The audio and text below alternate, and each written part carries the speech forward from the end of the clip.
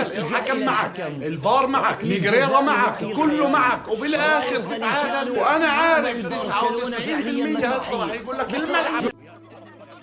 ولا لاعب من لعيبه الخبره قدر يرون عنده يوقفوا على رجليه، ولا لاعب من لعيبه الخبره قدر يروح يقول له قوم على رجليك، هذا اول نهائي لك بتخسره. كلمة واحدة وباختصار بدي أقولها للمدريد: يا عمي حفل، يا عمي اطلع اضحك، يا عمي اعمل اللي بدك إياه، لكن لا تحلف.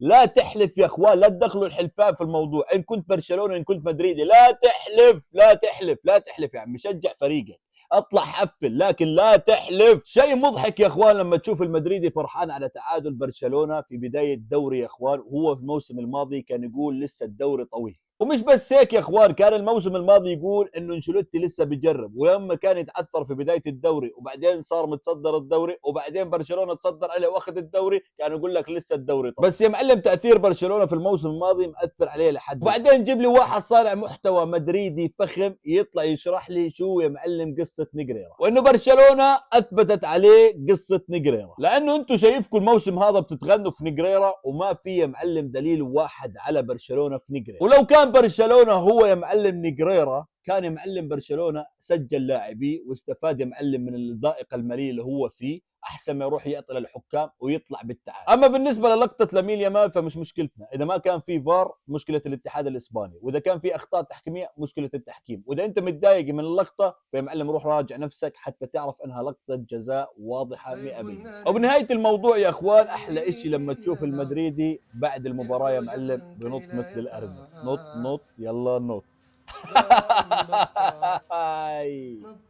نطوا يا حلوين، نطوا نطوا. الله لا يخليكم تنطوا من بدايه الموسم لنهايه الموسم.